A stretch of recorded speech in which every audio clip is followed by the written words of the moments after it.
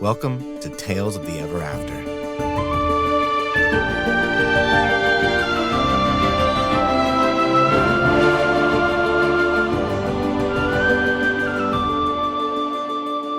Now we're recording. Hello, everyone, and welcome back to Tales of the Ever After. I think after last episode, a botanical-based Dungeons & Dragons podcast. It's about two adventurers trying to make the world a better place while also dealing with the internal trauma of an era-defining cataclysm. I am Tyler Boroff, your humble DM. I'm joined by Randall Marsh. Hello, my name is Randall Marsh, and I'm here, and I am playing... Is that what you're going for? Yeah. I'm playing an elf named Elaric. He is a warlock. He likes healing, but sometimes will fight as well with his magic glowy sword. Awesome. Yeah. I'm also joined by Lynn Shephard. Hello. Yep, also here, playing Stephanie Bradshaw, the morally corrupt swashbuckler rogue who is level 6. Do you want my exact HP? How much detail do you want here? I have 16 HP out of 36. Who's your favorite crewman? Probably Ulysses Unsinkable, whatever his name was. Who's your favorite living crewman? Oh, that's too hard. He and Hell are a duo. Okay, fine. And we also have a guest joining us, Kate White. Hey. Who, what do you want to tell us about your character? We're going to introduce you a little later, but you want to give us a sneak peek? I'm playing the creator. Tyler? Not No, that okay. one. Wow. Interesting. And not him either. Hell of a voice range, too. Surprise! Rips her off her mask. Like Tom Cruise in Mission Impossible. Exactly. Kate, thanks for joining us. Where can people find you outside of our podcast? What cool stuff do you do? I am a voice actor. I have a website. You can go to www.kjwhitevo.com. And I'm on Instagram and almost all the socials as KJWVO. Ooh. Fantastic. How's everyone feeling? Feeling good? Yeah. Ready to play some D&D. All right. You're here with some dice? I'm pumped. Sure. Yeah. Lynn's giving me nothing, so we're moving on. What else is new? I've given you everything. I've given you everything. Awesome. Everything. Sorry. By the way, those last two episodes were insane. I haven't seen them yet. Oh, okay. Never mind. Yeah. Sorry. They were, yeah. Bro. Yeah. I mean, if you want to just do an Andor recap episode, I'm fucking happy to. Like, let's do it right now. Holy shit. Yeah. Gotta watch them tonight or tomorrow, maybe the next day. I will be staying up late to finish. I told Brandon, because Tuesday will be the last episode. So I'm like, we're going to just stay up till midnight. We're going to finish those 3 and then we're going to watch Rogue One. Nice. Wait, is it wrapped up or are there still more? Three more. Three more episodes. This will isn't come out relevant Tuesday. to anything. Yeah. Because they're doing 3 at a time. So Tuesday will be the last 3. And no spoilers, but like watching the episodes, we know the end result of all of these characters, right? And still I'm there and I'm going to be sick. Like what's going to happen here? Like I want to throw up. I'm so nervous. That's great storytelling. Now to our story. Speaking of not great storytelling. And now the opposite. If you want good storytelling, watch Andor. If you don't, then listen to the rest of this episode. All right. To summarize where we currently find our adventurers, Stephanie and Elaric, after helping your hometown of Sandro recover from an unexpected and unexplained attack against the Athel citizens, during which you had strange quasi-memories of past events, you decided to find out why this happened and how to stop it from reoccurring. The only 2 things you know for sure is 1, the only time this has ever happened is after General Tailnor, now a prisoner, arrived on your island, and 2, that those memories you had during that battle gave you some hints about where to find answers. With Elaric's glowing sword and a magic compass from Zamar the Goliath, you set course for the first of 3 artifacts. After weeks on the open sea, heading in an uncharted direction, you finally found land, broken and seemingly bereft of life. Heading into a destroyed and abandoned city of Lythak, once the capital of healing on the continent of Shade, which was far to the north of Dulcia prior to the cataclysm, you fought against some plant-like zombies before meeting survivors of the city. While they were emaciated and seemingly on the cusp of all dying, their children having died long ago, the survivors somehow seemed content. They were praising the Empress for driving off the Athel who enslaved and brutalized them years ago. They now subsist on vegetation they were provided by someone known only as the Seedbringer. Asking them for directions to continue following your compass, they warned you that there was nothing but waste and ruin on the other side of the mountain range that blocks your path, and that only 2 of their 7 strongest they sent to explore that region returned alive. However, wishing to support your wishes, they guided you to an underground river that ran the length of the mountain ridge and set you off. You ended up marching for nearly an entire day through the depths of the mountain. Exhausted, badly injured, you reached an opening out of the cave, and expecting to see desolation, you were instead greeted by a lush and vibrant land with a small city growing out of the forest ahead of you with a sign stating, "Welcome to Dimwood." It is currently approaching morning, so there's just a hint of light in the air above you. You're all exhausted. You've essentially gone 24-ish hours straight here. The city is probably at least an hour's walk away, so if you do continue, you'll need to roll for exhaustion at this point. Stephanie, as a reminder, you already have 1 point of exhaustion. So if you get a second, only 1 point comes off per long rest. So if you push this, that'll be at least 2 in-game days at the earliest that you would be able to be cured of all those exhaustion levels. So right now you're at the exit to the cave. Everything seems peaceful, quiet. What do you want to do? Is the cave like up a mountain? Are we going to have to like work our way down a mountain to get into the forest? Or is it just like cave, forest right there? You are kind of maybe like 100 feet up. Like you'd be able to scale down relatively easily. Yeah, do I have any energy drinks in my bag? Yeah. Is that part of my rations? Make a perception check. 17. Nope. Damn. Ooh, I see an untapped market. You said it looks like an hour to get to the forest or to the city? To get to the city, at least an hour. How much of the city is visible? Like, do we see, like, is this gazing down, like, the central plaza, or do we just see, like, the peaks of buildings in the distance? You're up on the mountain, right? So you're looking down into essentially a valley. Yeah. So you have pretty good vision on that the city is fairly sprawling. You see different towers, again, that look to be grown, not built out of the forest itself. I'm just wondering, like, can we see the state of the city? Like, does it look like it's okay? Does it look like it's Oh, yeah, there's disrepair? floating lights that are going around that are illuminating it. If you'd like to, you can make perception checks from this distance. Yeah, because I'm very curious about what the heck is going on here. Ooh, that's awful. Mine is a 25. Okay, let's just go with yours then. You find an energy drink. Oh my God. It's a miracle. Yeah, the city looks alive, not just in the sense of it's growing out of the forest, but it looks that there's some early morning movement going on in the city. Everything looks whole and healthy from this distance. Yeah, I mean, it's too far away to make out detailed details. Well, I think we should press on. I really need to know what is happening here. What Dimwood, what city is this? I kind of want to find out. Can we press on and maybe find a place to sleep there once we get some questions answered? Oh, of course. You know, it's been so good for us every time we wander into a new hovel full of wonderful beings who voted for the Empress. We've gotten all our low rolls out of the way. I think this will be a good one. Let me just bandage and lick my own wounds then, and we'll carry on. Caius is like taking his sleeping bag and putting it back into his bag angrily. He's like, God damn it. Okay, both of you make Constitution saving rolls. How comfortable does his sleeping bag look? Very Does comfortable. it look comfier than mine? Constitution. Yes. Oh, that was so good, and then it wasn't. That's a 9. You take a point of exhaustion. 6. You take a point of exhaustion. Hell yeah. So does that mean that I now have -4 on my rolls? Yep. Every roll you have a -4 from now on. Cool. Oh, is that? And you have -2 Is that how? for Elaric. Okay. Elaric, you have -5 to your movement. Okay. Stephanie, you have -10 to your movement. Cool. Thank you, Elaric. I think we can sleep soon. We could have slept now, but sure, let's press on. I mean, maybe there's a bed in the city. Oh, like some sort of bedroll. Like a real bed, though. I Wouldn't don't that mind be sleeping lovely? outdoors, but I mean, I seem to think you like sleeping in your bunk, in your cabin, right? You mean my ship that we left behind and have no idea That's where it is? right. Next best thing will be like an inn, warm food, fire by the hearth. I don't know. Let's find out. Let's keep pressing on. I'm moving forward. I begrudgingly follow. as you just eyes bleary as you kind of stumble through this forest along the edge of the lake. And as you get closer, you realize that the city doesn't rise so much as it kind of unfolds from the landscape in front of you.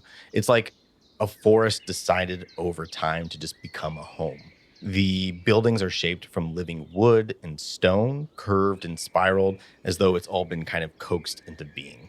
You see that vines bloom across archways, draping over rooftops. You see birds and these little moats that look kind of like spirits nesting side by side. The paths are all soft underfoot, woven root and moss. It's never straight. It's always winding as if it's natural paths. So there's no... What's the best way to describe it? There's no straight roads, but there's nothing that is like industrialized about this city, if that makes sense. The air itself carries this scent of rich earth. There's fresh rain, faintly humming magic that is all over this town. You see light filters down from gently glowing seed lanterns that are strung between the trees. The luminescence shifts in color with the time of day. So as you're getting closer, that light is starting to match the light coming from the sky above you. Oh, do they have like a blue filter? Yes. Oh, that's nice. Easy on the eyes. Yeah, it makes it easy on the eyes. It helps make sure circadian rhythms are fully in tune with nature. So there's no rigid order to this place. Everything seems to breathe and to move kind of in slow rhythm as if in tune fully with the forest around it. Does it look new? Does it look like this is something that was, you said it looks like it sort of sprang up in nature. Does it look like it's been around for a while? Or does it look like this is something that was built recently since the cataclysm? It doesn't look built at all. It looks like it's, grown out of, ancient trees and beings. To answer your question more directly, imagine you went to the redwood forest and it had decided it was going to grow into a village. That would take centuries. Right. Oh my God. It's Ewok Village. Yeah. No worse. It's the Ewok Night Hunt from, from Battlefront 2. Terrifying. Can I check to see if this looks familiar? Because I've spent a lot of my life in Dimwood pre-Cataclysm. Does this look like a familiar city? So a couple things. No roles necessary for part of this. This doesn't look fully familiar to you. The layout and the structure is not similar to you, but there's definitely hints of familiarity to it. The thing that kind of catches you off guard a little bit is Dimwood's not a city. Dimwood was a forest, right? It was an entire region. The cities that you remember are Willowdew, Evershade, and Hemgrove. Yep. So this thing having a sign that says "Welcome to Dimwood," and there's no other signs about the city name, sort of stands out to you as a peculiarity. For sure does not remind you of anything you recognize from being Dimwood pre-Cataclysm. And you had gone to your Dimwood post-Cataclysm trying to find survivors and stuff. And it definitely wasn't here, and this wasn't it. Okay. Keep walking. I'm looking for someone to talk to ask. Yeah, it's people are starting to wake up, and you see that life is pulsing gently throughout the city. You see mortals and spirits walking together in quiet harmony. There's Ethiel drifting through alleys and treetops, kind of like forgotten memories almost. Their soft glow pulses in rhythm with the ambient magic that suffuses this entire city. And then towering above all of you, slow and deliberate, move these tree wardens. They're ancient, bark-skinned giants, and they seem to be animated by some sort of willpower. Constructs more than they are actual like trees come to life. If that makes sense. Like redwood sized? No, these are maybe like 10, 12 feet tall. So still massive, but not total pushovers. Not pushing. Yeah, exactly. We can take them. Okay, cool. How many hit points do you have? Enough. Their limbs, as they walk, kind of creak as if it's trunks bending with the wind. But you see that they have eyes and faces, and their eyes glow with patient sentience.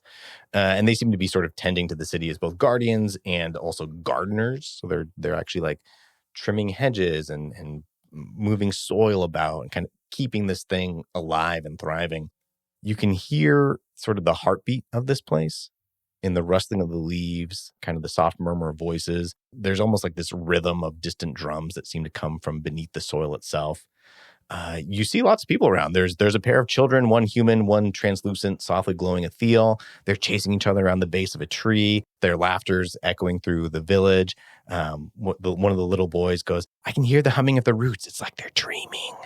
You see there's an Ethiel vendor on a bridge between two towers. He's setting up to sell these woven baskets of flickering pollen. You see off to the side, there's a satyr who's starting to string up in some sort of instrument, getting ready to play. You see there's a pair of, our group of animated mushrooms that are just kind of shuffling across this little garden path, grumbling softly in some sort of earthly dialect you don't recognize. Hello there! And they seem to be tending to a patch of like glowing moss. One of the tree wardens looks down at you both and goes, "Oh, welcome to our village. The roots must be pruned to keep the canopy strong. Some must serve so others may grow." As he continues to take some plants that are in the ground, he's kind of pulling them out. Looks like maybe they're weeds. And then he's just kind of like shuffling into a piece of his bark that seems to be opened up like a pocket to carry things around with him. Well, that's horrifying. Elaric, am I sleep deprived or did that tree just talk? I believe both. I'm going to talk to the tree. Oh, hello, I have. elf. Would you be able to answer questions? Yes. We have thousands of questions. I will answer not 1,000. Well, let's start with one. Okay. Where did this come from? This forest, this city? The city's been here as long as I have. And the cataclysm, it didn't touch this. There are many cycles and eras to life. Sometimes death is necessary for regrowth. I'm not sure what you speak of. You don't seem to be aware of everything that's happened in the larger world. What is the name of this city? We call this city Dimwood. I'm wondering if that's just an enormous coincidence. Are you familiar with the forest Dimwood in Rondarian? I have always known this to be Dimwood and Dimwood to be this place. Is there anyone, an archivist, a historian, a city leader that I can speak to? Yes, the city leader is in the center of town. She's always watching and always caring for those that will tend to the city and the growth of the forest itself. How do I say thank you in tree? Thank you. Thank you for your time. Stephanie, I don't know if you want to come find someone to speak to, or if you'd rather find an inn to sleep in, but I need answers. Yes, I think I'll just find somewhere to pass out. That way my rolls aren't quite as handicapped. Your bedrolls? Yes. Your dinner rolls? Yes, I was actually just trying to steal Caius's, but he keeps catching me. Yeah, is there like these houses, or not houses, but like living quarters that people are leaving? Does one of them seem like the door might be unlocked? There seems to actually be a place that's like designed for travelers, an inn that's there I in don't the think city. that was my question, Ty. You can definitely go try to open up someone's home. Is there one where nobody's around? This is early morning. People are either in their home still or like right outside of their homes. Okay. Damn. Fine, I'll go to the inn. Are you going to go to the inn and rest? It's really weird to split a party of two, but I need to find out what's happening. I'm going to go to the city center. You made me take 2 points of exhaustion. You'd better go get answers. Yeah. Okay. You go to the inn. You're able to find a room. They charge you just like 1 silver. Well, wait, who's the innkeeper? It is a halfling named Sylveth. Sylveth. And what does Sylveth sound like? Hello, governor. I go somewhere else. Sorry, I was just fixing my voice there. A little bit of a creak. Hello. Welcome to my inn. I don't suppose you have any rooms available. Hey, we've always got rooms available for visitors to the Dimwood. How often do you get visitors here? We seem to get them every so often. Could you be more specific? Yeah, I mean, we've got dozens of visitors here right now. Oh? As in, did they all come together, or is it just a coincidence that people are passing through? Well, I don't always know. I think some of them are coincidental. I think some of them have come at the request of the creator. Well, whatever that means. Do you have continental breakfast? Yes, it's from 6 to 9 in this room right over here. Nice.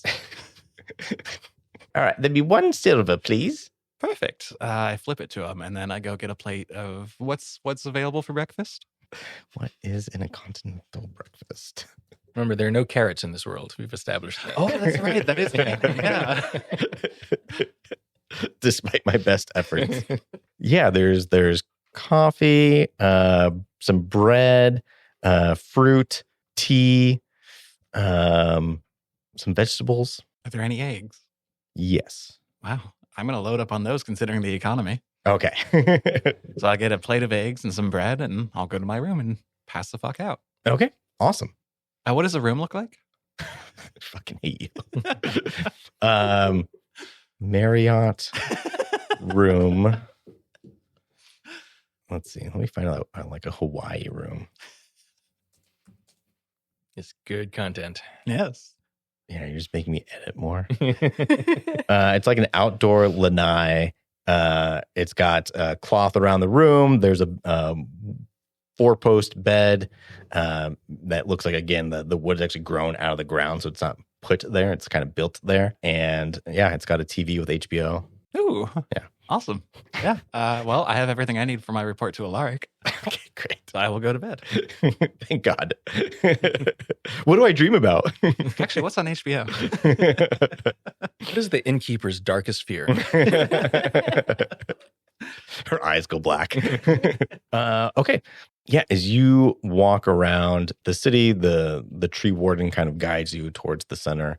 So you're able to walk through. Is Caius coming with me? Or is he passing out too? I think Caius is going to stay with you. Yeah. Okay. Good man. Still T-posing? Yeah, He's skiing. perfectly. He's skiing as he walks.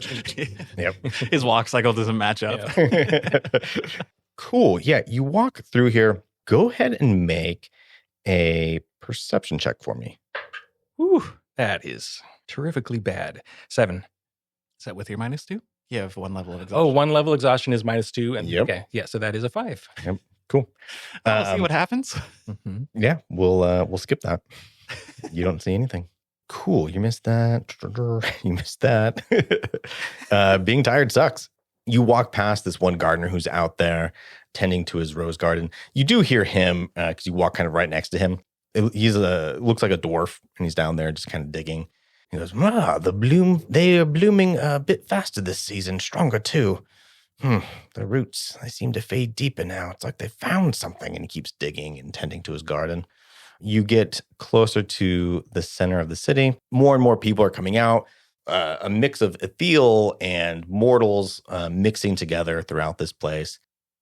You find there's a arched dome, clearly like meant to be seat of the government type of a building in the center. It stands out from everything else that's there.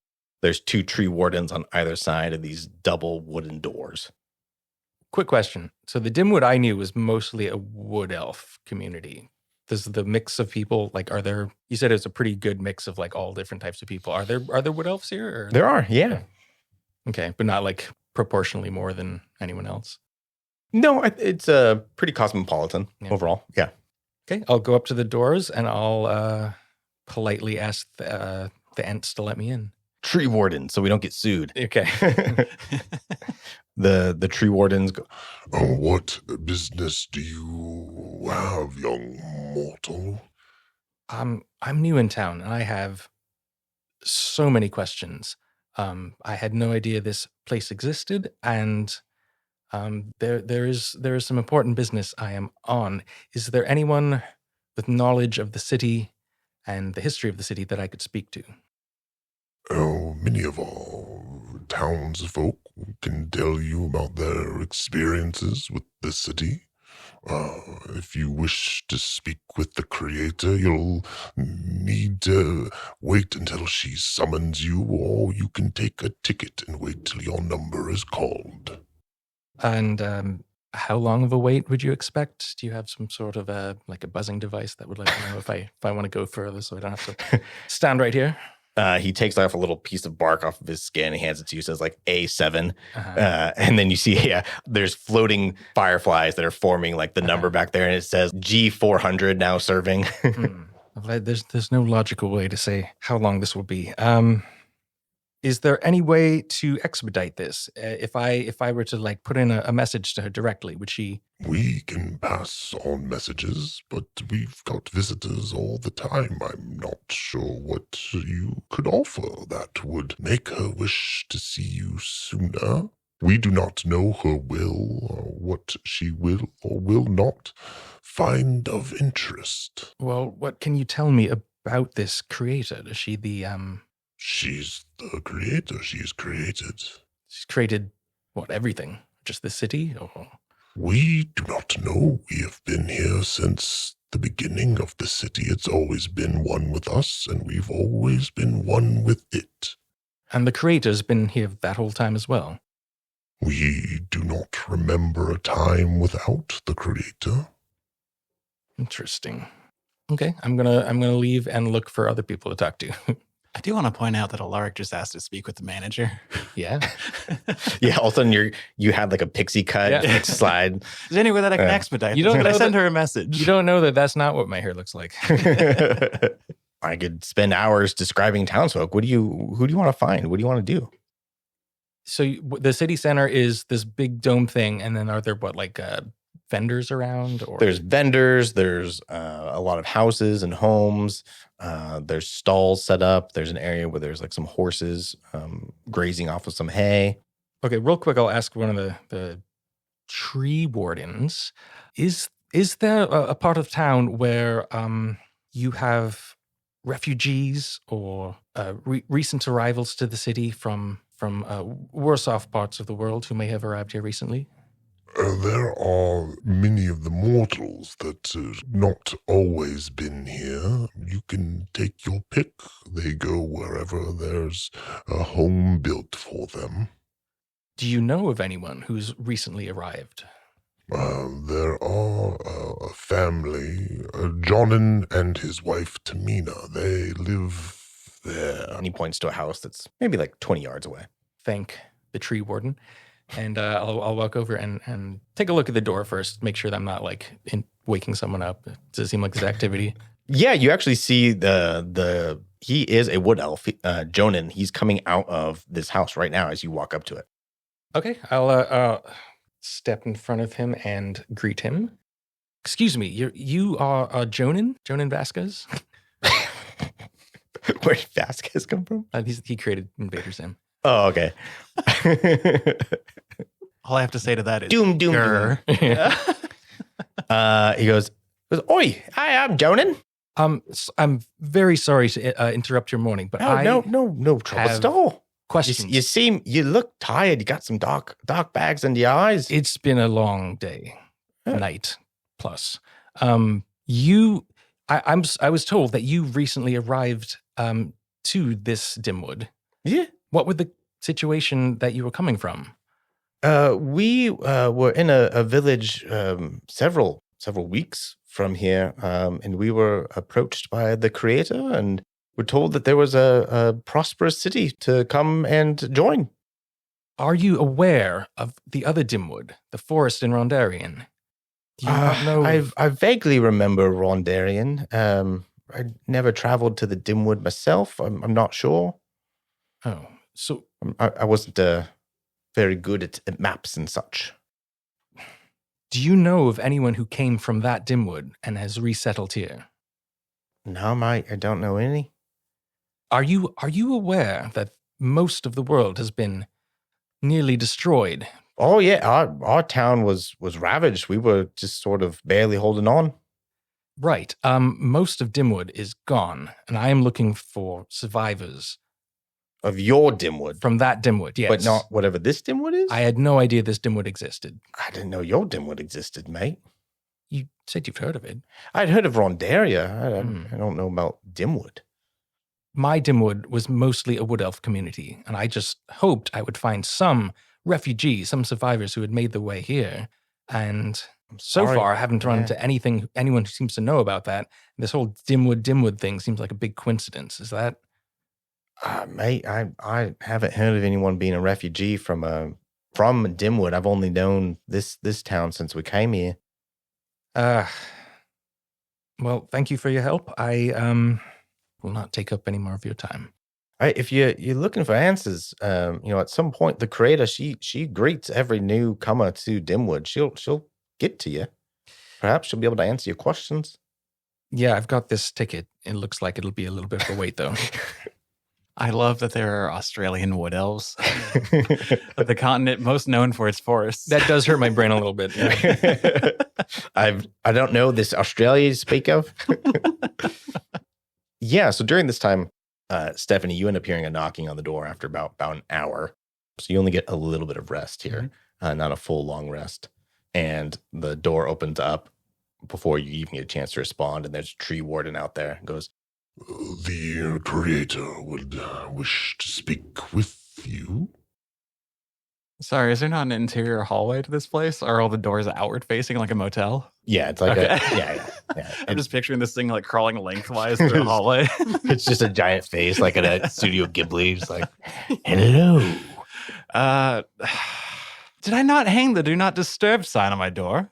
You can see that his hand is like on the do not disturb. I don't know. Could she come back? Will she have an opening later? I believe she wants to see you now. All right, then. New guest must always be welcomed by the creator. New guest to this inn. To Dimwood. I see. So I'm not special for staying in this inn. No. That's going in my review. Can I offer something to the narrative? Can I offer what's on TV? There's no TV. You said it was playing HBO. So I want to say on the TV. Herbalist botanist organization. And it's just planting. It's just gnomes like planting things. That's all it is. But I wanted to offer Barry, the sentient strawberry that finds a passion for acting. I'll take it. All Yeah. right. Okay. Followed by the Gablanos. Yeah, those are the only three things on repeat. Perfect. All right. I think I begrudgingly, you know what I'm going to do? I'm going to take the blanket and wrap it around myself like a cloak. And Nice. just like very begrudgingly follow. Cool. I'll let you roll 2 of your hit die Thanks for that for 1 sharing. hour. I definitely didn't already clear everything like I was taking a long rest. As you finish speaking to Jonan, you see a tree warden escorting Stephanie as another tree warden comes up to you and goes, The creator will see you now, young wood elf. I look down at my ticket, look up at the fireflies. Does it match? yes. Oh, that was unexpected. Thank you. Awesome. Why don't you both make perception checks as you're walking up to the building? Remember, a -2 Elaric, -4 Stephanie. No. Oh, I'm still on -4? Yeah, you have to do a full long rest in order to Okay. clear exhaustion. I still got a 17. 22. Holy shit, even with your -4? Yeah, I rolled a 19 and I have +7. Dang, that's really good. Okay, those are both really good rolls. Mhm. Cool. As you both kind of like make eye contact with each other, and there's this moment of silence, I glare. as Elaric surprisingly looks at you and you glare at Elaric. My eyes are just half open. I'm just like, Is that Stephanie? You notice that there's this like low pulsing sound in the earth. It's like a heartbeat or kind of distant breathing that's coming from the ground beneath you. It seems to only be audible as you start to walk in like certain areas. So there's the earth paths, and then there's like natural stone and everything. And it seems to be wherever like stone paths seem to intersect with each other. So as you're walking, as you kind of step on these intersections, there's this like boom, boom, Hmm. boom, boom. So that's as you're walking towards the building here. Hate this. The other thing you see as you're going over there is there's another tree warden who is off to one of the sides over there, and he's tending towards one of the growing houses that's over there. And I'll say, Stephanie, you actually noticed this on your 22. So you can point it out to Elaric if you want to. The thing you notice around this particular tree warden as he's tending to this is some of the grass and flowers that are just litter the floor everywhere. Where it's standing seems to be wilted and sort of decaying next to the roots of this tree warden. Interesting. You are greeted at those doors. The doors open up. You're marched into the town hall here. This place feels less of a building and more like a living cathedral. There's these tall arching trunks that curve inward to form this ribbed ceiling. The bark is smooth, it's pale, kind of like bone colored. There's these vines curling up the wall that are glowing, bioluminescence. They have this gentle amber light that comes off of them, and that light seems to kind of pulse as if it's breathing or matching sort of that rhythm that you've noticed elsewhere in the city. The air in here is much warmer. It's rich with the scent of honeyed bark, distant blossoms, but beneath it, there's something that lingers that's a little sharper and probably a little hard to make out. If you're interested, you can once again make a perception check here. That is the same as last time. 17. 21. Stephanie, I think you recognize this because of your time with Elaric. And Elaric, you recognize this because of what you do. It almost smells medicinal, like it's preserved, whatever that smell is. We talking like cannabis? No, like a hospital, like that sharp scent that's in a hospital, right? Lovely. Yeah. You continue walking in here. The floor, it's polished wood.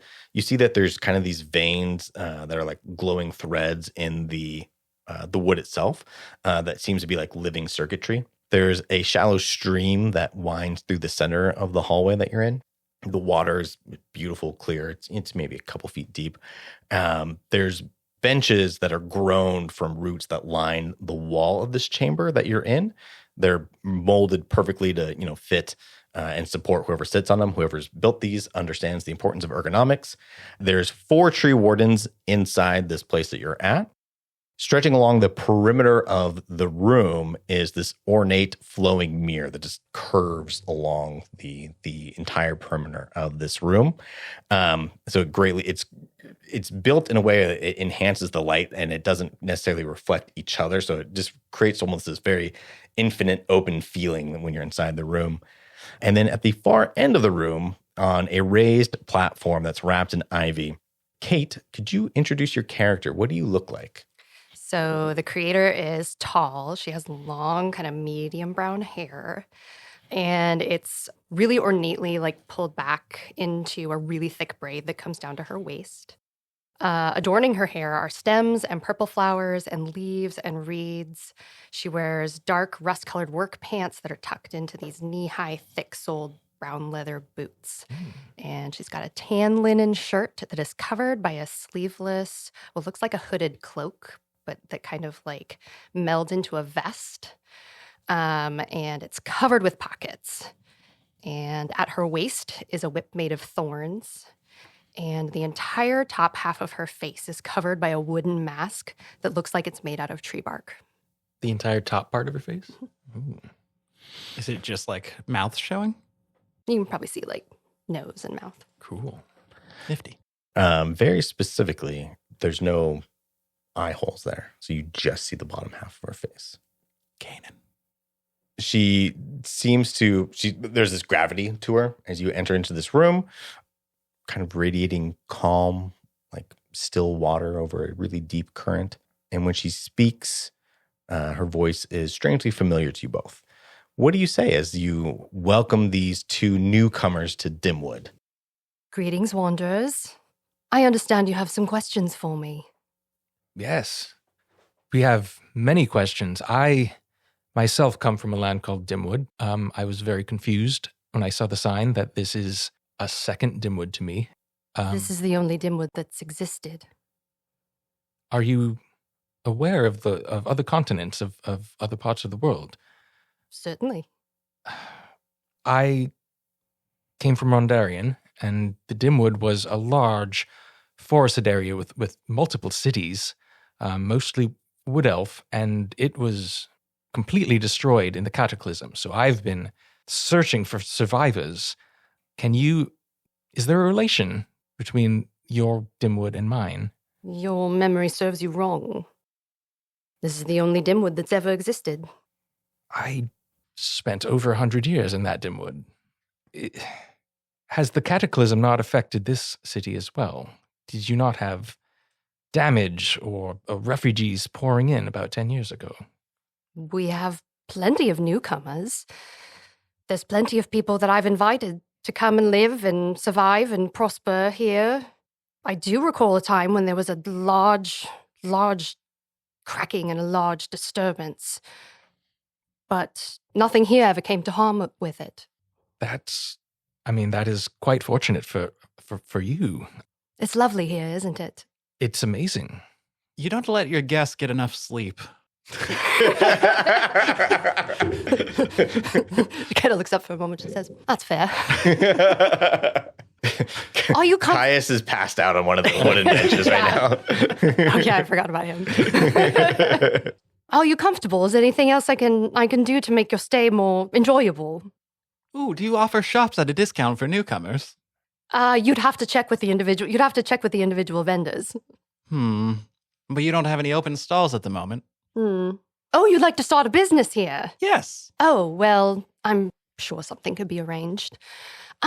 Before you both proceed any further, we have a custom here. I have some questions for you. Very well. You've been given a parcel of land. There's a structure with rotting beams and a field overgrown with brush and flowers. Do you either repair the home with your own two hands or burn the field to the ground to build a new one? I offer a third option. I get my crewmen to clear it for me. I mean, I've lived in a forest my whole life. I would probably just cultivate the land myself. Second question. The road you've traveled to sell your wares becomes muddy after it rains in the spring. Your cart can forward it, but it will add 2 days to your journey. Do you take the existing path or carve a shorter one through the dry forest? Caius, I make a shorter one. He's not with us. If there's no pressing business, I would just take the longer path. I'm 140 years old. I'm not in a rush. I would set up my cart where it is and set off an explosion to attract newcomers. Jesus Christ. Am I doing well? Yeah, is this some sort of Rorschach test? What? All right, third question. I think before you go to the, I think on your answer, the 2 tree wardens that are on your side of the room just slowly take a step towards you. I think you're right. Last question. Your village needs a new mill. There are 2 potential locations, upstream and downstream. The current is stronger and more efficient upstream, where the fish are known to spawn. When put to a vote, do you choose downstream or upstream? Well, it would make the most sense to send the town's logs downstream, wouldn't it? I normally don't vote without being very well informed. I think I would need more information than just upstream or downstream. It was unwise of you not to pick a choice. It was very unwise of you both not to pick from the options I gave you. You see, you have to understand here, we have a way of behaving. We preserve and we create. We do not destroy. We do not break down. That is why I feed people. It's why I bring them here. For the sake of clarity, my crewmen are paid. And for the second question, I did not destroy the forest or risk further damage to the road. It doesn't matter. I'm not convinced. Hold on. You set off an explosion? Yes. And you didn't cause further damage? Not to the forest or the road. Where was the explosion at? In the air? Yes. Are you telling me that there's you're telling me you were setting off fireworks in a dry field in the middle of fire season? That's not in what the I'm field. hearing. Not in the field, in the air above. Well, if I set it off in the field, I would risk my wares, and I would never do such a thing. well, and I'd like to reiterate my point that I do not enjoy being pressured to vote a certain way until I am sure that I know that it is the right vote to cast. Many horrible things have happened as a result of that. I see. Well, I'm not convinced that you're truly appreciating the hospitality that I'm offering here, and my patience is wearing very thin. Is the door to the cathedral still open? I think it would have stayed open when they first came in, but you've got the 2 tree wardens back there. Oh, okay. She kind of bristles a little bit and takes a really deep breath and kind of brings her hand up and just flicks her wrist, and the door slams shut. I feel like perhaps see they've offended you. Tree wardens are kind of stepping closer. One of them is walking and like going towards where Caius is sleeping. Did we see the wind as that happened? You definitely recognize that she cast a spell. Yeah, but I mean, like, it did stuff on the ground, like, kind of like flourish about. Yeah, a little bit. Okay, cool. As the wind kind of emanates from her and then shut the door. That Yeah, would be you very see like handy for my sails. little ripples in the water that's in that little stream that bifurcates the room. Well, hang on. I think maybe we've got off on the wrong foot. I was not aware that this was some sort of test that we needed to pass. I we were told just you your gauging. answers were unwise and that you didn't appreciate the hospitality that I had extended you. If you like, we can leave the city and sleep outdoors. If there's anything we can do to help you to understand that we mean no harm, that we are just visiting and passing through. And for me, I had some answers that I was seeking, but perhaps this is not the place to be seeking them. Make a perception check. Elaric. Perception. Ooh, that's bad. 9. I don't notice anything. Swollen shut. You know, I don't think that's the right option. I don't think I'm going to let you leave. The tree wardens are stepping closer to you. Then what are you suggesting? Does this mean that we've passed the test and we're welcome to be here? No, you see, there's a certain way that things work around here. Everything here needs energy. And I think you've proven to me that you're more valuable as that than you are as guests. This is some sort of matrix of forests. Are you in the habit of taking prisoners of your guests and not allowing them to leave? Is this normally how you conduct business, or are we just that offensive to you in our uninformed answers? I told you there's a certain way that things work here. Well, The tell tree us. wardens are right above you. Can I use symbiotic entity as an action? Yeah. Let's do it. All right.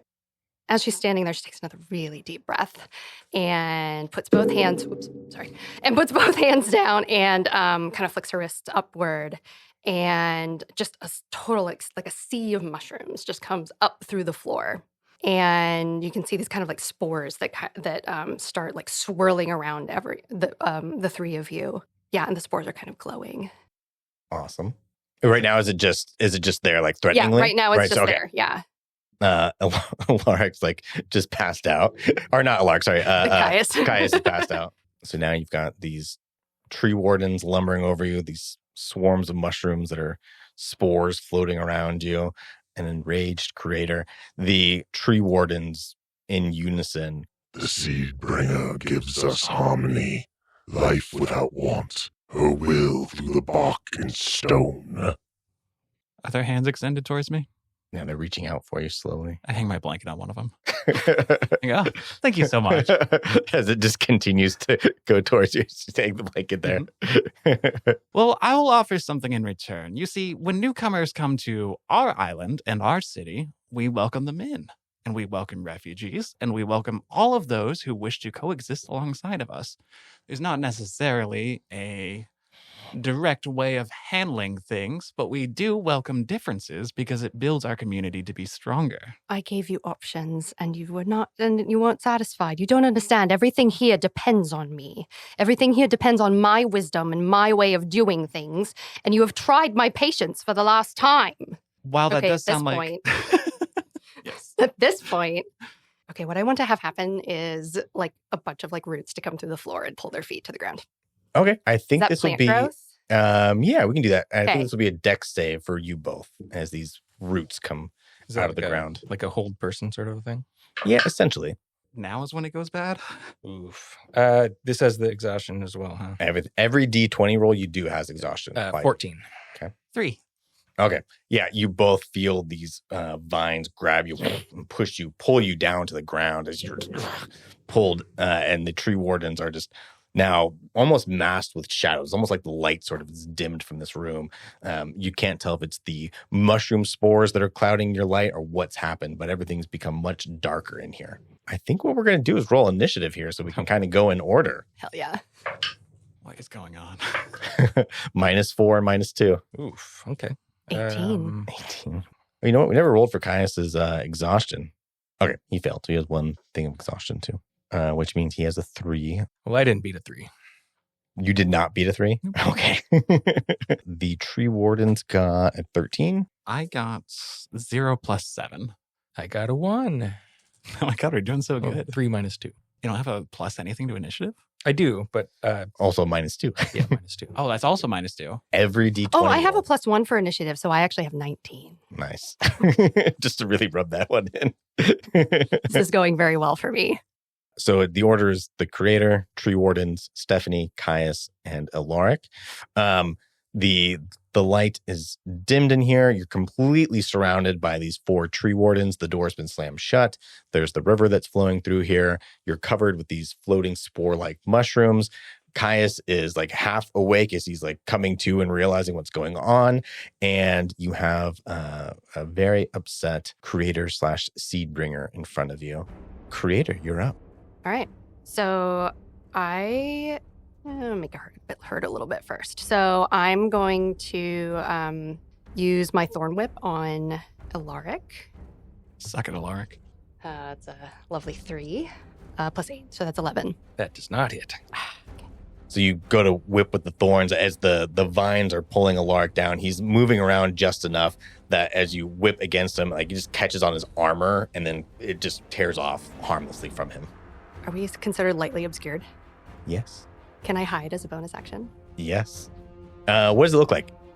So she literally just, it looks like she fades into the background. Like you kind of see like a little bit of outline, but you can't actually tell where she is and where she's moving. Awesome. As her connection to this place kind of lets her vanish. No roll? So for this, actually, what we'll have you do is you hide. So roll a stealth roll, and then we'll compare it to both of yours perceptions. Yeah, that's what I was thinking. Is this considered a stealth check? Because I have advantage on that. Then, yeah, roll it. 17. Ooh, Okay, 17. Go ahead and roll. that's not going to work. Okay, die. So the description stands. That was a nat 1. Oh, I'm going to swap that die. you've got, vines just covering your eyes right now. Okay, it is the tree warden's turn. What do you want the tree wardens to do? Is there anything specific, like grapple? Do you want them to cause damage? What do you want them? Do you want them to hold them up? I think I want to try and cause some damage. Okay. I'm going to try and cause some damage before I do what I need to do. Excellent. So we'll deal with the one going after Caius first. They are all going to roll with advantage because you're prone and restrained in front of them. The one going after Caius definitely hits with a 24. And that will do 6 bludgeoning damage as this giant branch just comes down. And as Caius is waking up, as the breath gets pulled out of his body, this thing slams right onto his chest. The one that is next to Elaric, that will definitely hit 24. Mm-hmm. That will be 8 bludgeoning damage. Okay. And To me, then right? Or to... to Elaric, yeah, sorry, yeah. And then there's 2 right next to you, Stephanie. That first one's definitely going to hit. 18 on the die. 10 bludgeoning damage from the first one. And the second one will be an 18. Yep. Okay. I have 13 AC. Mm-hmm. And 14 bludgeoning damage on the second hit. Sweet. I have 1 HP. Oh my gosh. You didn't let me long rest. Okay, yeah, as the tree wardens slam down into you, that is it for their turn. Stephanie, you're coughing up blood as these things have slammed into you twice. Caius looks very surprised as he's waking up and still trying to catch his breath. Elaric, you've taken a little bit of damage as well. With that, Stephanie, it is your turn, and you are going to need to make a Constitution saving throw as these spores are in your face. Go ahead and use a different D20 for this. All right. Yeah, that's still not going to work. That would be an 8. It's a fail. What's the damage? Doesn't matter, does it? This is going to do at least 1. 1d8. Yep. 1d8. As you cough up blood and you gasp in to take this deep breath, you swallow some of the spores and you can just feel it like tightening your throat, and you're so weak that you pass out from it. Can I, real quick, have Caius do a perception check on that stealth? Yeah, I'll roll him for Okay, cool. It's +5, but he's got a point of exhaustion. 19, 17. So he can see sort of the outline and identify where you're at. Okay. Yeah. Speaking of which, as Stephanie goes down, it is Caius' turn. So he can sort of see her. You know what? I never used my heroic inspiration. Could I use it on my con save? Or is it already too late? Yeah, go ahead and do it on your con save. Okay, so that would be 12. Probably still fails, right? 16. At least I wasted that. I'll go ahead and say, since it was irrelevant and we'd moved on, that go ahead and hold on to your rogue inspiration. Okay, so if Caius can see the creator, I think he will bonus action Hunter's Mark. That'll be his last one. And take a shot with his longbow at her.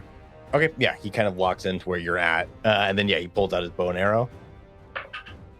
Boy, and then -2 for exhaustion. Yep. Okay, so that is a 16. What's your armor class? 18.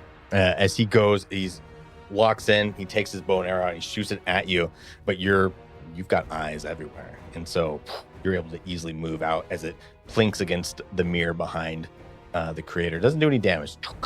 Bounces off there and lands harmlessly on the floor. He does have a second attack. Oh, can he make 2 longbow shots? Yeah, he can make two attacks per round. Gotcha. That should be... Oh, that'll probably still miss. That is, because of exhaustion, that'll be a 17. Yeah, so you dodge the first one. He pulls out his second one, and it goes it barely misses you. Like, it probably actually makes you a little nervous how close it gets to hitting the mask. And then again, it just hits the mirror harmlessly behind you and bounces to the floor. Can I use luck after the roll? That's what we said? When you roll a one, oh, that is different. That's way different. As the arrow comes past my face, I can feel it start to rattle the mask a little bit. And I'm gonna falter for a sec and put my hand up to make sure it's still there. Okay, so it's Elaric's turn. And it is now Elaric's turn. So you see this because you saw where both arrows went. Usually hiding, you wouldn't know even where to hit. I'll say you know where she's at, but you'll still, if you want to do anything, you'll have disadvantage because you saw where the arrows were going, but you still can't see her per se. What about a spell that requires sight? You'll have to make a perception check again to see if you can see her. I need to remember that I have uncanny dodge. Yeah. Once it's a reaction, so once per round, but yeah. Yeah, that would have saved me. Well, you couldn't have dodged the spores, but yeah. No, but I could have saved the tree. 14 damage. Yeah. Okay. Turn that into 7. So, to make this work, yes, you do need to remember this on your own. I'll say, you kind of pass out, and then you feel that the spores are still burning you, and it wakes you back up. So you still have adjust your health to match what it should be now. So that 14 would have been 7. Then do you remember what the damage was on the spores by chance? It was a D8, but did you roll It was it? low, right? No, I didn't roll. Oh, because we knew it was going to be a 1? Okay. Yeah, because I didn't roll. Yeah, I didn't roll it. Okay, so you Want me to roll it? you'll be at 8. So as long as you don't roll an 8, then Stephanie's still awake. An 8? Please get Yeah, an yeah. 8. That's an 8? Okay. Please get an 8. All right, I'm rolling an 8. 7.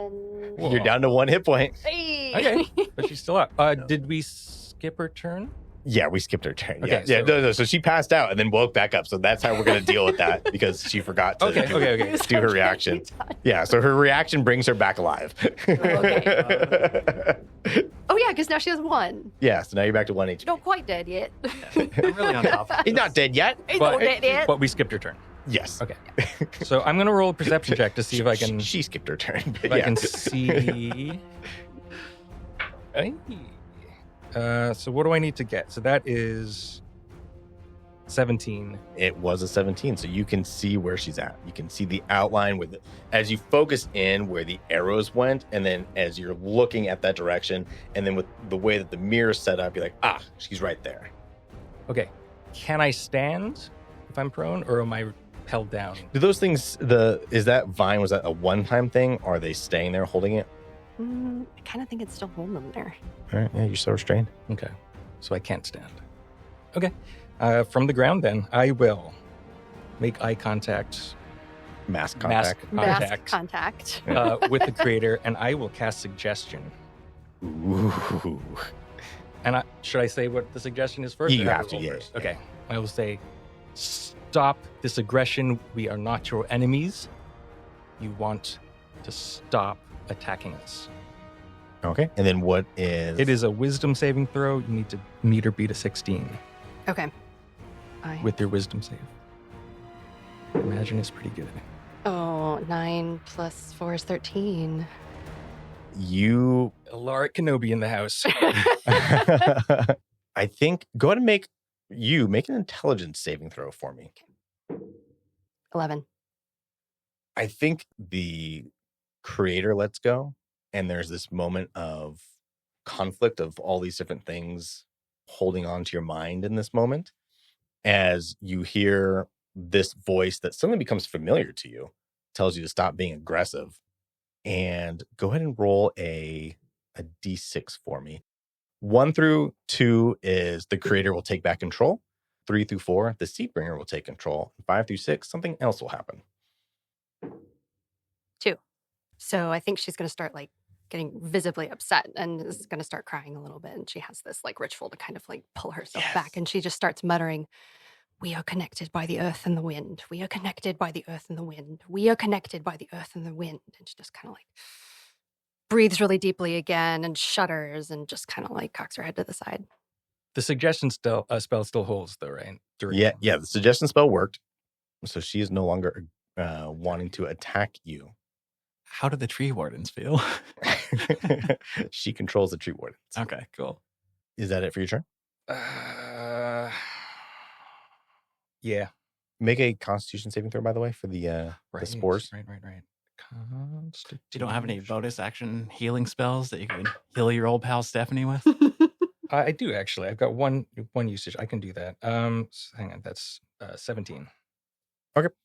Yeah, I'll use my bonus action. I'll use my last healing light to roll a d6. 6. You get 6 hit points. And I'm done with healing light. Man, a long rest would have been awesome. Oh, would it? If only somebody had suggested. Hindsight is 20/20. You know what? Then we wouldn't have this awesome story moment going on. It is back to the top of the round, creator. So you've failed the save, so you are under the effect of suggestion. You no longer feel aggressive towards them. In other words, specifically, you don't feel like attacking them. Would she drop her spores? Yeah, I mean, I cast them as a form of aggression because I wasn't happy with your answers. So yeah, I think they do. Yeah. The light returns into the building as you're Spores. it was the aura and the magic of this place was just reacting to the energy of the moment. So the light comes back. The tree wardens are still standing over you. You're still restrained on the ground. They're just not actively damaging you. The spores lift. I think what we'll do is we'll exit out of initiative now, because that's effectively ended the need for kind of tracking movement to movement. What do you do? God, I kind of feel like she's gonna back off a bit and be like, "Fine." Okay. Do you release the vines? Yeah. Cool. Fine. I'm terribly sorry if we offended you. I do think that perhaps we can come to an understanding. What is it that you need from us? We could be a great asset. I don't need anything from you. Not that you can give me any more. As they're talking, can I do a free action to drink my health potion? Yeah. I'm just giving a thumbs up, just chugging it. Blood and like the spores caked into your mouth. It's just like, If we have free actions, I'm going to top off my false life. Get my temp HP back up. Take a surreptitious swig from my little flask. Yeah. You understand, I have a great respect for nature and the forest, and I've lived my whole life outdoors, and I've always tried to preserve the natural world. I mean, that's why I was so excited to find this place, to find this city, to meet you, and hopefully get some answers. I don't think we are on opposite sides here. Make an insight check, creator. 12. He seems to be sort of telling you the truth that he's pro-nature. All right, I suppose that will suffice. She kind of just Do I have a crosses her throne? arms. Do I have a throne? I still have a throne, right? Right? Oh, yeah. Can I go back There's a and throne. sit on my throne? Yeah. You know, there was someone else who insisted on doing things a certain way. And that crack that you remember from the cataclysm, that was caused by her because she was unwilling to see any other path forward. I would highly suggest that you listen to the ideas of outsiders if you wish for this place to prosper. Outside ideas are what will get you through whatever comes next. If we wish to prosper, we prosper because I make us prosper. Can't you see that? She's sitting down, right? Yeah. Did the tree wardens return to their normal place, or are they still standing around us? They're still standing right next to you. They haven't moved. Can I don't want to just say I want to make an insight check, but can I? But kind of insight. Yeah, I want to get a read because that was all very confusing to see, like, started attacking us very quickly, and then I cast suggestion, and she seemed conflicted. And now we're sort of at this very tense, like, and when that happened, by the way, like her hide went away. Like you all saw that moment of whatever happened when she broke down. You heard her say these things.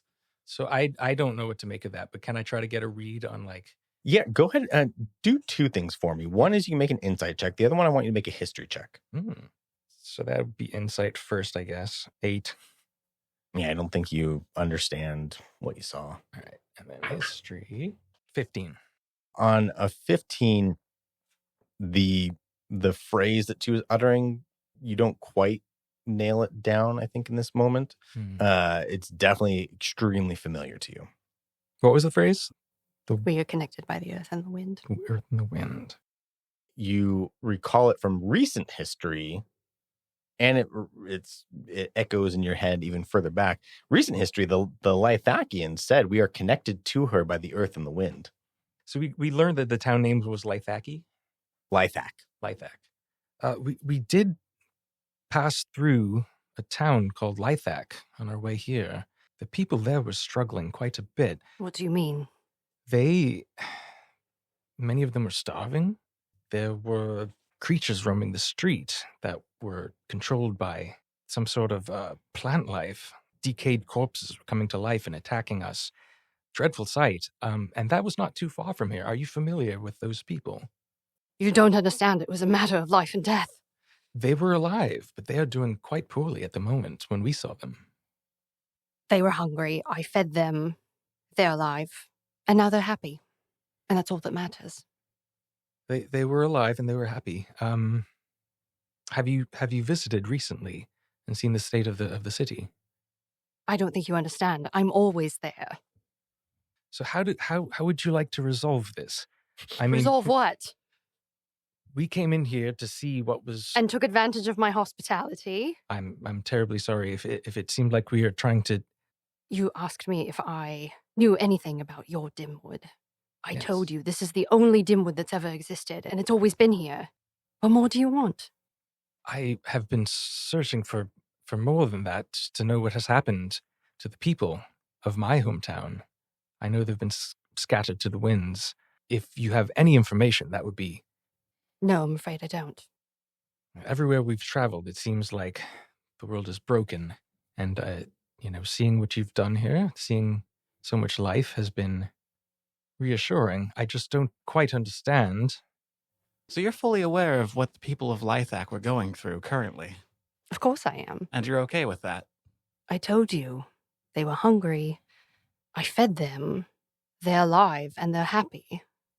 What more do you want? They're happy, but they are clinging to effigies of their dead children, living underground and praising an empress that has sundered the world. What else would you have me do? Free them from the illusions that their children are alive. Let them process what they've gone through. So you're asking me to put them through more suffering. Why would I do that? I'm asking you to allow them to live their life free of delusion. In pain. If we didn't go through pain, we would never grow. But they are growing. I'm going to steady aim and use my sneak attack and aim for the head with my pistol. Holy shit. Okay. We're going to do an initiative roll off between the two of you. 14. 12. Creator, you're up first. Stephanie's pointing a gun at you. You are no longer under the effect of the suggestion spell because you did stop attacking at that time. Mm-hmm. Elaric, what are you actually doing as you see Stephanie raising her gun? What would I do? You're probably used to it. I am. That's the thing. It happened. I didn't even bat an eye. Well, I guess the question is, do you roll initiative to try to get involved here, or are you just like, oh no? Honestly, I think I would try to get better tactical positioning. If I see something's about to happen, I would want to get out of that circle of tree wardens. Okay. Go ahead and roll initiative for me, -2. Oh, God. 5. Caius just has no clue. I'm not even going to put him in initiative yet because you're there doing this out of nowhere. So he's going to be completely caught off guard. Creator, what do you do? I'm going to take my thorn whip and I'm going to throw it at Stephanie and wrap around the gun and throw it and like disarm her and throw it on the floor. Okay. Go ahead and roll your attack roll. 20. 20. Is it a natural 20? Natural 20, yeah. Yeah, I think it wraps around. So it doesn't actually disarm. It's a wound weapon. But I'll say if you want to not do the damage, it can wrap around and then essentially it'll break your steady aim. So you'll just shoot straight as you're kind of like jerking the gun around. Yeah, I don't think I want to do damage. Cool. So this vine, as you lift up your pistol, is making it difficult. So steady aim you can still do, but you won't get the advantage. So now you can shoot straight. I kind of want like... we don't have a lot of followers yet, but if anyone does fan art, like I want to see this moment of like the whip against Stephanie's hand, you know? Fucking exhaustion. That's an 11. I don't get to pick where the missed shot goes, right? Make a luck roll. 19. Am I still doing -4? 15, I'll say, where do you want the missed shot to go? Is there anything like marked on the throne? Like a sigil or anything like that? I think it's just a collection of like my favorite mushrooms and like flowers and vines. Ooh, okay. I would. What's your favorite flower? It's the purple ones. Okay, yeah, definitely gonna shoot those. Yeah, so it misses and it coincidentally happens to hit, one of the purple ones behind you. The creature just starts growling. Rage. Yep. Plant bomb rage. Elaric, you see this. There's a thorn whip around Stephanie. She pulled out her gun and shot at the creator again. And missed. And missed. Yeah. Okay. It's your turn. Okay. And Caius is still just sort of standing there? Yeah, he's because this happens so simultaneously, even though it's structured a little bit, like he'll get into the next round of initiative, depending on what happens here. I'm just trying to think, because I'm still in like up until that very split second when Stephanie drew her gun, I was still in very much de-escalation mode. But if we're fighting... Well, you notice that like she didn't cause damage. Like she was just trying not to get hit. I mean, that thorn whip could have gone around Stephanie's neck. It could have done, considerable amount of damage. Stephanie's not well healed. She's still actively bleeding. Yeah. How do I account for Stephanie's attack? That's going to be a tough persuasion roll, I think. Sorry, she has a tick. You could always attack me. You've got like 1 HP. I have 12 currently. Oh, that's right. You took a potion. And you can always make it non-lethal. You can always grapple. Yeah, you can do all sorts of things. Yeah, I will step in between them. I know there's a whip kind of in the way, but I will step. Yeah, that's still, you can be like, Yep. yeah, the whip I kind of will- going across you. I will step in between them, and I will use my words as I was taught as a child. Please and thank you. Yeah. As a child, 500 years ago. 100. Come That's on. 100 years. Yeah. 130 something. Yeah. I think you're technically 145. Right around there. Okay. Yeah. I'll step in between them and I will to Stephanie. I'll be like, stop shooting people. Yeah. And just make it clear that make it clear to the creator that I'm not here to start a fight. Roll persuasion. I am quite charismatic, but I keep rolling horribly. 12. That's minus the 2. Yeah. Okay. Roll an insight check for me, please, creator. 12. Oh. Ooh. And then Stephanie, do you want to roll opposed or do you want to listen to Elaric? No, I want to oppose it. Okay. It'll be an opposed insight check. I definitely listen because that is a 2 minus 4 plus 1. So a -1. You are so exhausted that you're like, yeah, I don't want to fight anymore. And then, I think because it's matched 12, you see the sincerity in Elaric in this moment. I appreciate you not killing us all in that moment. Thank you. So Elaric has kind of convinced me at this point that he's okay. Yeah. I'm not convinced about Caius and Stephanie. Yeah, Caius, once again, he's got his arrow. He's like, what? Caius is I just don't like- know what we're doing. What did you say your name was? I suppose I never did. My name is Elaric Ithilden from the Dimwood. The other Dimwood. Roll an intelligence saving throw for me. 7. Roll a d6 for me. 3. As you say your name, you experience that same thing of like the personalities start to clash with each other, and the Seedbringer personality comes up. So the Seedbringer is more about spreading life throughout the countryside more than the creator. Elaric, I'm not convinced you keep good company in terms of my intentions for this community. And so I'm very sorry. She kind of takes a deep breath and cocks her head to the side and says, Crescere. I'm sorry, what? You I'm sorry, I don't keep any change. As that happens, you notice that the mirrors kind of shift a little bit, but they don't actually move. It's not a shifting, like physical shift. It's just they are reflecting the area around you as all three of you look. And as you're looking, the area in that mirror shifts and becomes from this bright lit room with the stream running down the middle to all of a sudden it's inverted. Water's dripping from the roof. Everything's dark and damp and moist around you. And you feel in this moment that the air changes immediately. There's no wind, there's no echo, just this heavy, humid stillness as you realize you're no longer looking in the mirror. You are physically in a space that is underground. And you are in this area where these vines that matched that vein-like structure you saw underneath the wood paneling, that circuitry is going down deep into these matrix-like pods as you realize you are in the three of you, Kaya, Stephanie, and Elaric, these cages as these vines are starting to wrap around you, and you can feel your life energy being sucked out of you.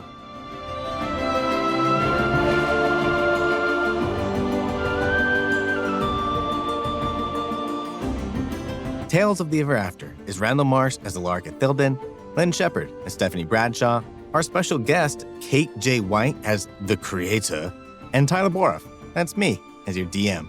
Our theme music is by Randall Marsh. Our cover art is by Lisa Turbant. Connect with us on Instagram and Threads at Tales of the Ever After, also on Blue Sky at Tales of Ever After. I'm going to follow my sword here. I've been really bad about checking up on Blue Sky, trying to get better. There's a lot going on, guys. So connect with us, say hi, let us know what you've got going on. What are your thoughts about the show?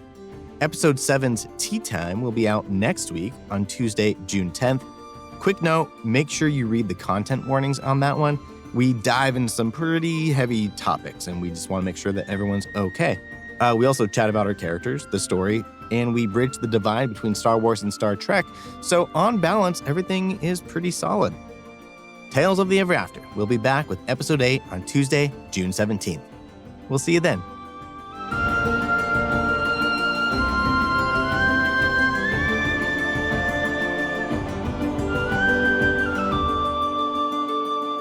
Okay, Stephanie coughed herself back to life. We're kind of winging it. We're making it narratively interesting. She like coughed the blood back into her body. That's pretty impressive. It just recirculated. Yeah, exactly. Now she's part vampire. Yeah. She's like her own ECMO circuit.